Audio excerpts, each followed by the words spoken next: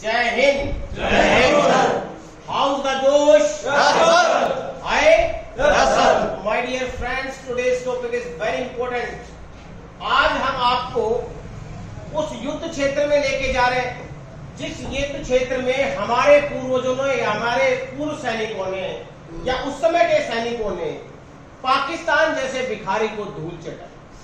दोस्तों, वो युद्ध ऐसा निर्णायक था कि पूरा विश्व भारत का लोहा मानने लग गया तब से कि भारत कोई आम देश नहीं है। और जब से वो युद्ध हुआ है तब से पाकिस्तान और चीन हमारी तरफ नजर उठा के भी नहीं देख सकता। तो दोस्तों, इसकी कहानी सुनना बड़ी दिलचस्प कहानी है। मात्र 15 मिनट की कहानी है, लेकिन आपको लग जाएगा कि वाकई अब मैं बनूंगा अग्निवीर और आपका अग्निवीर बनना बहुत जरूरी। तो दोस्तों, बात करेंगे हम 1971 वॉर की। और ये वॉर हुआ था इंडिया वर्सेस पाकिस्तान।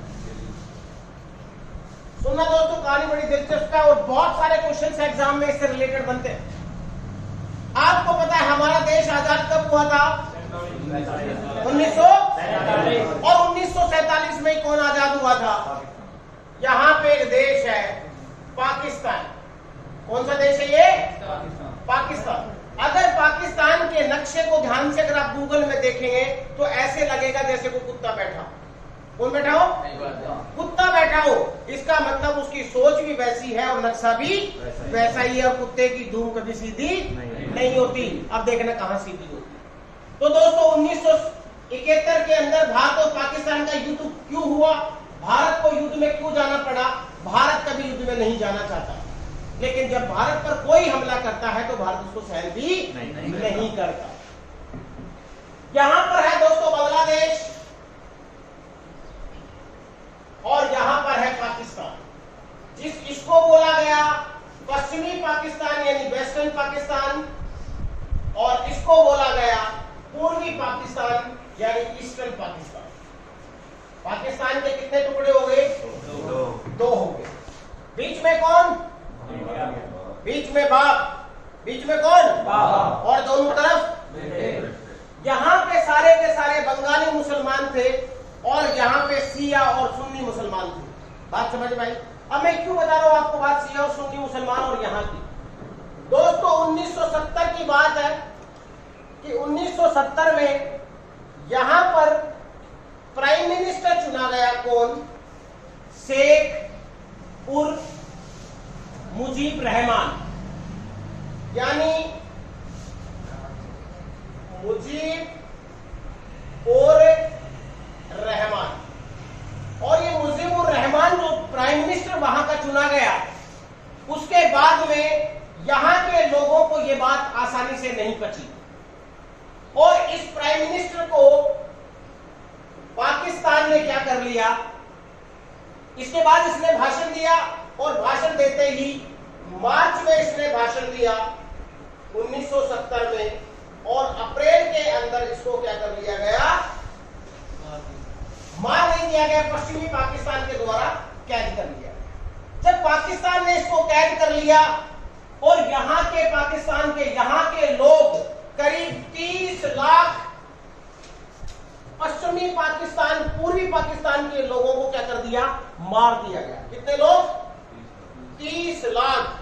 और करीब 4 लाख के आसपास क्या किया गया? वहां की महिलाओं से दोस्तों क्या किया? रेप किया। जब यहाँ के 30 लाख लोगों को मार दिया गया, 4 लाख महिलाओं से रेप किया गया, तो क्या पूर्वी पाकिस्तान आसानी से बैठेगा? नहीं। क्या ये बात भारत को पसंद आएगी? नहीं। कि भारत के पड़ोस में मुश्किल बढ़ रही है? अब यहां से लोग धीरे धीरे अपनी जान बचाने के लिए कहां प्रवेश करने लगे? भारत में प्रवेश करने लगे। भारत में प्रवेश करने लगे और जब भारत में प्रवेश करने लगे तो दोस्तों इन्होंने अपनी एक सेना थी जिसका नाम था मुक्ति वाहिनी। क्या नाम था? मुक्ति वाहिनी। मुक्ति वाहिनी। और ये मुक्ति वाहिनी इनसे लड़ाई लड़ती रही, लेकिन मुक्ति वाहिनी इन लड़ाकों को नहीं जीत पाई। अब बात यहाँ पर है भारत के ऊपर आई। भारत से मदद मांगी किसने? बांग्लादेश ने। और भारत मदद के लिए तैयार हो। जब भारत मदद के लिए तैयार हो गया तो उस समय देश के जनरल दोस्तों कौन कौन थे? SHFJ मानेकशॉ। कौन थे? देश के पहले फील्ड मार्शल भी बाद में बने और देश के सबसे खतरनाक माने जाने वाले जनरल कौन? जनरल मानेकशॉ, जो कि गोरखा रेजिमेंट से संबंध रखते थे। उन्होंने एक बात कही थी कि अगर कोई सैनिक कहता है कि मुझे डर नहीं लगता तो वह तो झूठ बोल रहा है, या फिर वो भारतीय सैनिक है या गोरखा सैनिक है। ये शब्द किसके थे? जनरल मानेकशॉ को किसने बुलाया उस समय की देश की प्रधानमंत्री? इंदिरा गांधी बोली कि मानेकशॉ आपको युद्ध में जाना पड़ेगा। किसमें जाना पड़ेगा? युद्ध में। और ये बात दोस्तों कब की है? अप्रैल 1971। अप्रैल 1971 की बात है। युद्ध में जाने के लिए इंदिरा गांधी बोलती है मानेकशॉ को। मानेकशॉ ने बिल्कुल मना कर दिया कि हम अप्रैल में युद्ध नहीं करेंगे। हम कब करेंगे? 1971 नवंबर में करेंगे। दोस्तों नवंबर का समय क्यों मांगा और वो शब्द क्या थे? आज भी शायद लोगों के कानों में वो गूंजते हैं। सुनना चाहते हो? अरे सुनना चाहते हो? उसने बोला कि आपको अप्रैल में युद्ध करना है और इंदिरा बोली, इंदिरा को बोला उसने कि नो स्वीटी। क्या बोला? नो स्वीटी।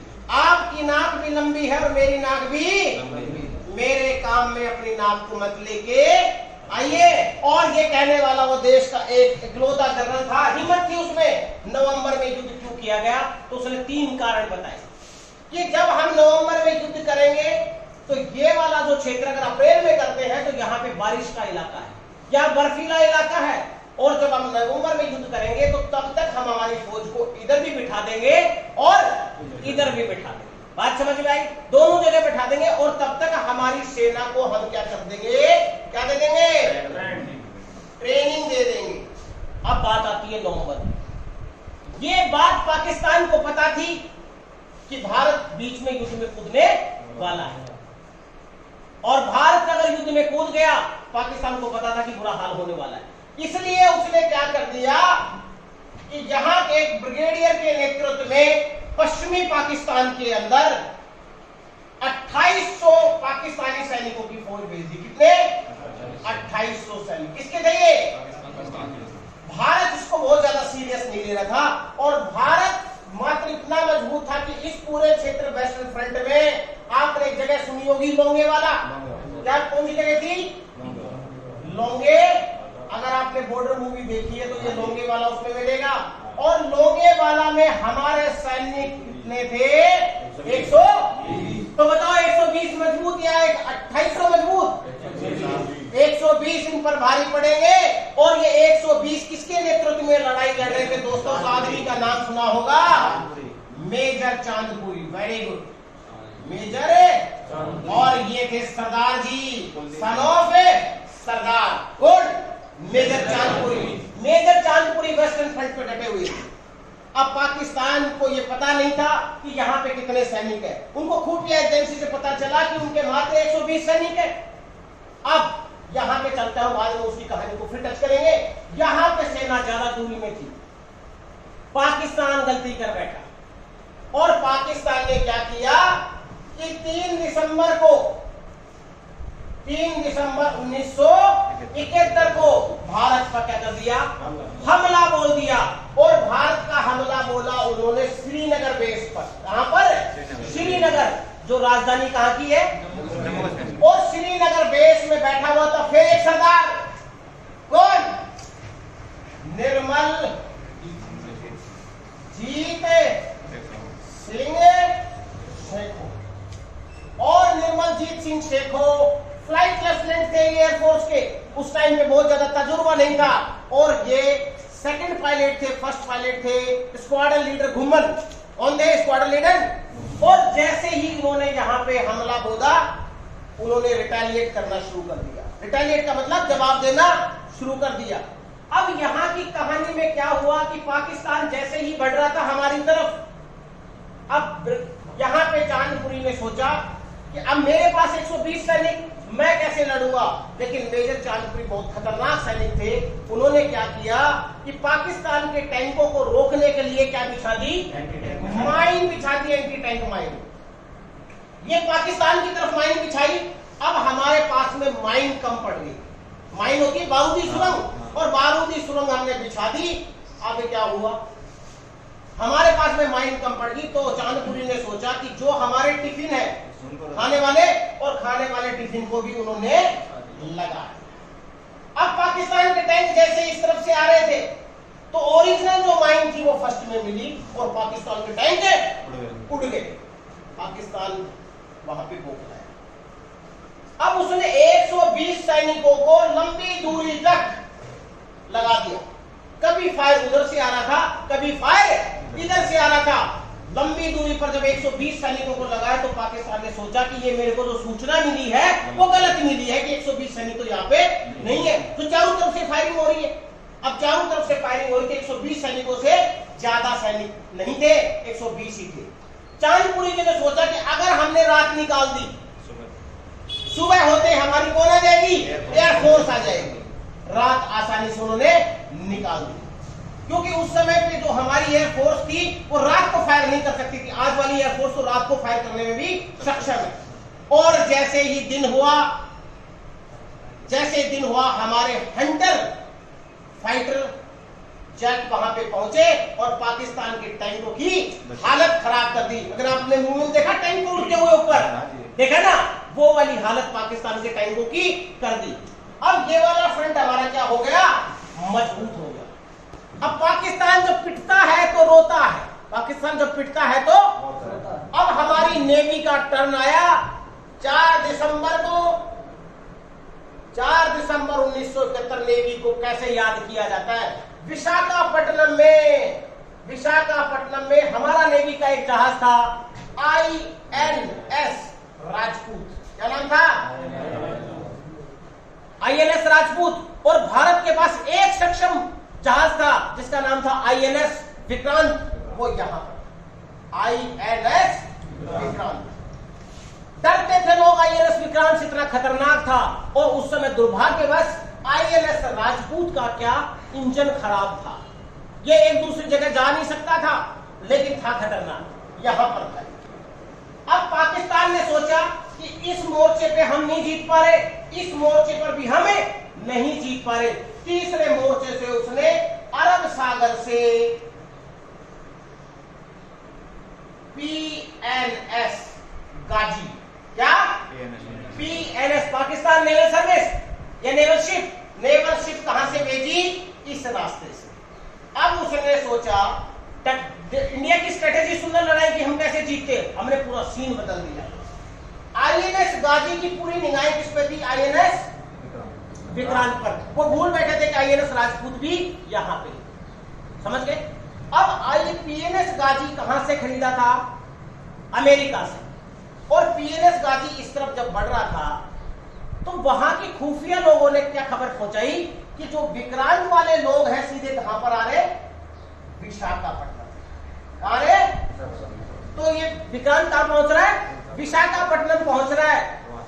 और ये पनडुब्बी इधर जाती जाती कहां मुड़ गई, और INS राजपूत इतना खतरनाक था, इंजन ही खराब था, इसने पनडुब्बी को बर्बाद कर दिया।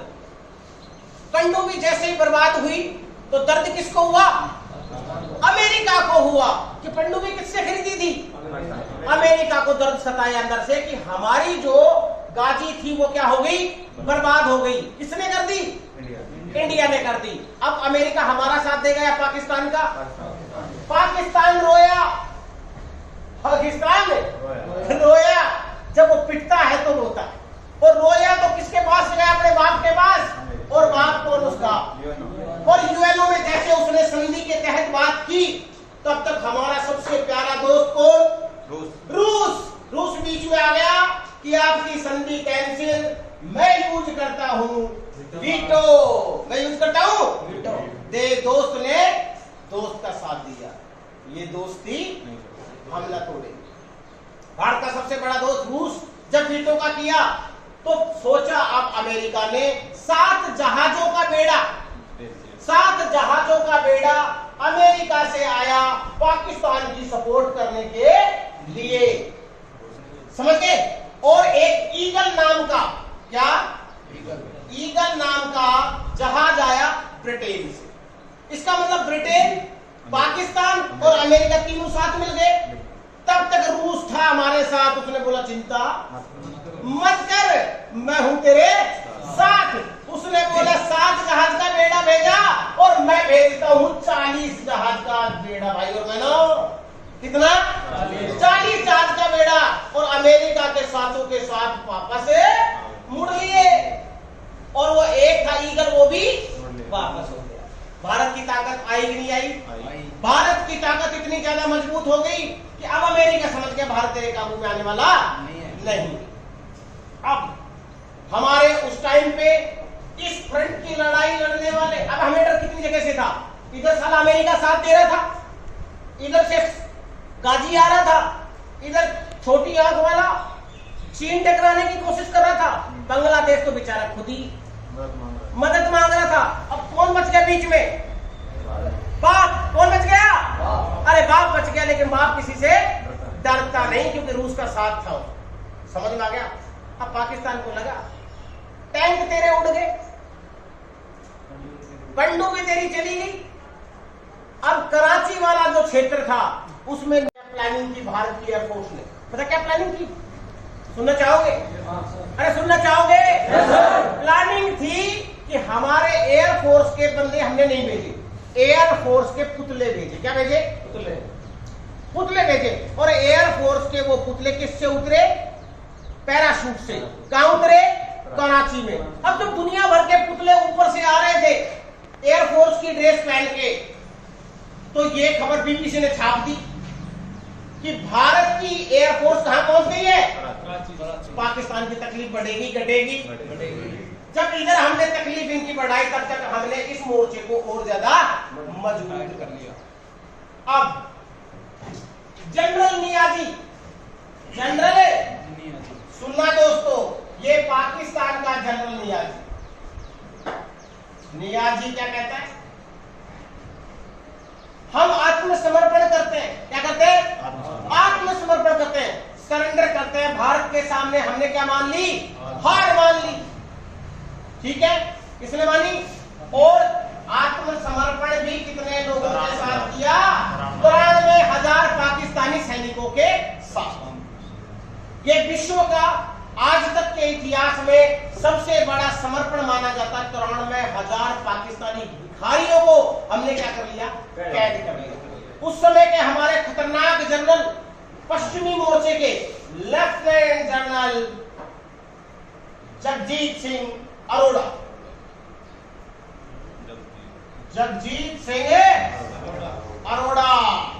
दोस्तों आपको याद दिला दूं, ये भी सरदार थे, ये भी मेजर चांदपुरी भी सरदार थे, और निर्मलजीत सिंह शेखो भी। तब समझ लो सरदारों का कितना बड़ा योगदान इसमें रहा। समझ गए? योगदान तो सभी का रहा है, लेकिन सरदारों ने अपनी मातृभूमि के लिए हमेशा लड़ाई लड़ी। सरदारों को तीनों का योगदान देख लिया। अब ये इन्होंने सरेंडर कर दिया, और सरेंडर जब कर दिया तो ये बात कहां पहुंच गई? यूएनओ में। और ये विश्व की किसी भी देश की आज सबसे बड़ी हार मानी जाती है। तो भारत का लोहा सारे के सारे लोग मानने लगे। अब इस समय प्रधानमंत्री कौन थी? देश का जनरल कौन था? पाकिस्तान का सरेंडर करने वाला जनरल कौन था? नियाजी। पूर्वी मोर्चे का जनरल कौन था? और वो एकमात्र परमवीर चक्र विजेता कौन था? एकमात्र परमवीर चक्र विजेता एयरफोर्स का निर्मलजीत सिंह, जिसको 1971 के युद्ध में श्रीनगर बेस को बचाने के लिए क्या मिला था? परमवीर चक्र। उन्होंने श्रीनगर बेस को बचाया था। अगर निर्मलजीत सिंह शेखो नहीं होते तो आज श्रीनगर बेस पे अगर कब्जा हो गया होता तो भारत को हो सकता हार झेलनी पड़ती। हमारे सैनिक इतने ज्यादा मजबूत है। हमारी प्लानिंग आपने देख ली होगी कि हमने यहाँ पर आईएनएस राजपूत, आईएनएस विक्रांत के माध्यम से कैसे धोखा दिया, हमने रूस से कैसे दोस्ती निभाई, पाकिस्तान को कैसे वो किया। उसके बाद आज बांग्लादेश हमारा जीवन भर के लिए क्या मानता है? ऐसा मानता है। किसकी बदौलत जीत मिली बांग्लादेश को? बांग्लादेश और भारत एक ऐसा दो देश है जिनकी बदौलत, जिसमें रविंद्रनाथ टैगोर के द्वारा गाया हुआ गान भारत में जनगण मन और बांग्लादेश में अमार तुमार सोनार, यानी वहां का जो राष्ट्रीय गान है वो भी भारत की देन। बात समझ में आ गई? पूरा युद्ध समझ में आ गया? अब आपको मैं 5 प्रश्न पूछूंगा। नंबर 1, 1971 के युद्ध में जनरल कौन था? भारत का प्रधानमंत्री कौन था? जगजीत सिंह अरोड़ा कौन से कमान संभाल रहे थे? पूर्वी कमान संभाल रहे थे। कौन संभाल थे? पाकिस्तान की पनडुब्बी का नाम क्या था? भारत के 2 INS का नाम क्या था? INS राजपूत और INS विक्रांत। INS राजपूत और INS विक्रांत। बात समझ में आई? और शेख मुजीबुर रहमान, शेख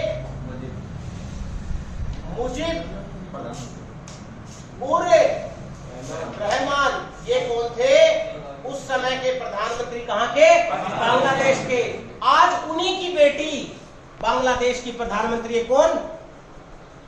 शेख हसीना। नाम क्या है? नाम है, कहीं तुम सोच लो कोई हसीना, नाम क्या है? शेख हसीना। कहां की है?